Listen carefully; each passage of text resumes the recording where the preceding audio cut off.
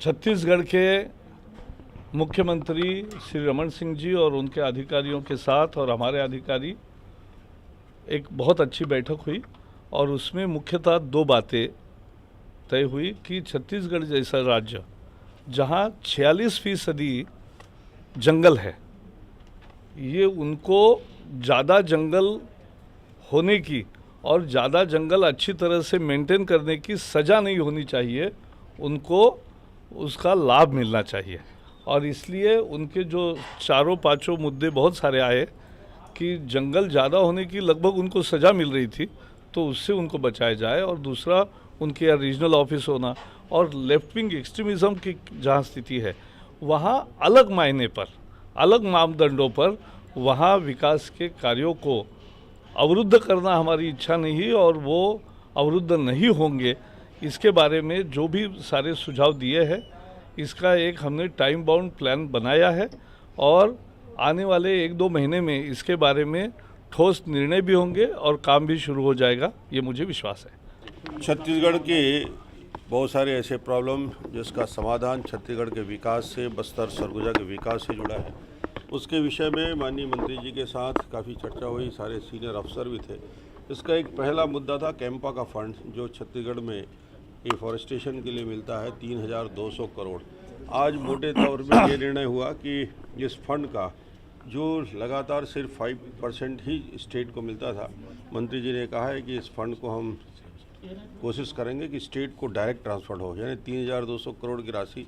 अभी सिर्फ हमें इंटरेस्ट मिलता था, ब्याज से ही डेवलपमेंट के काम करते थे और उसमें भी वर्किंग प्लान का सेंक्शन भी यहाँ से होता था। इन्होंने कहा कि हम इसमें ज़रूरत पड़ा तो कानून भी बदलेंगे और रिलैक्सेशन करके स्टेट को उस कैंपा के फंड का पूरा शेयर ट्रांसफ़र करने के लिए हम बात करेंगे।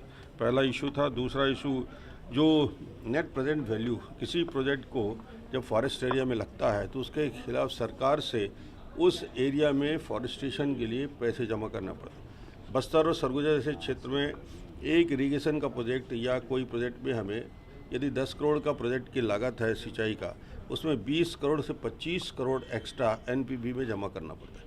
तो ये करीब करीब उस प्रोजेक्ट की कीमत 3 गुनी बढ़ जाती है, 30 से 40-50 करोड़ हो जाता है। तो हमने कहा कि गवर्नमेंट प्रोजेक्ट के लिए कम से कम इसके लिए रिलैक्सेशन हो तो बेहतर होगा। इसमें भी माननीय मंत्री जी ने कहा कि हम इस पर विचार करेंगे। और एफसीए फॉरेस्ट कंजर्वेशन एक्ट में क्लियरेंस के लिए हमने आग्रह किया है कि जो अभी सीलिंग है उस सीलिंग को बढ़ाया जाए, ख़ास तौर से उन एरिया में जो हमारे LWE इफेक्टेड एरिया हैं, लेफ्ट विंग एक्सट्रीमिस्ट जो नक्सल प्रभावित क्षेत्र हैं, वहाँ के लिए हमने रिलैक्सेशन मांगा है कि वहाँ के स्कूल, अस्पताल, मेडिकल कॉलेज और दूसरे कंस्ट्रक्शन के लिए जो एक लिमिट है 1 हेक्टेयर का, उसको बढ़ाया जाए और उसको बढ़ा के 10 हेक्टेयर किया जाए। और फॉरेस्ट एरिया में जो प्रोजेक्ट हमारे चलते हैं, जो सड़कों का निर्माण करना है, यदि हाई टेंशन लाइन लंबी खींचना है, उसके निर्माण के लिए कोई लिमिट नहीं होना चाहिए, क्योंकि 100 किलोमीटर यदि लाइन खींचना है, 100 किलोमीटर यदि रोड का कंस्ट्रक्शन होना है, तो उसके लिए कोई लिमिट नहीं होनी चाहिए। इस विषय में भी मोटे तौर पे सहमति बनी है कि इसको मंत्री जी ने कहा कि हम देखेंगे। और एक फॉरेस्ट का जो ऑफिस जो छत्तीसगढ़ को चाहिए, रीजनल ऑफिस, उसके लिए मंत्री जी ने कहा कि हम इस पर विचार करेंगे और स्टेट को रीजनल ऑफिस देंगे। काफ़ी अच्छी बैठक हुई, 1 घंटे तक हमने चर्चा किया और सभी विषयों पे मंत्री जी के साथ साथ विभाग के सभी अधिकारियों ने बहुत पॉजिटिव रुख किया और कोशिश करेंगे कि जहाँ एक्ट में परिवर्तन करना हो वहाँ, और जहाँ इनके खुद के निर्देश से हो सकता है उससे भी दोनों कामों में गति आएगी।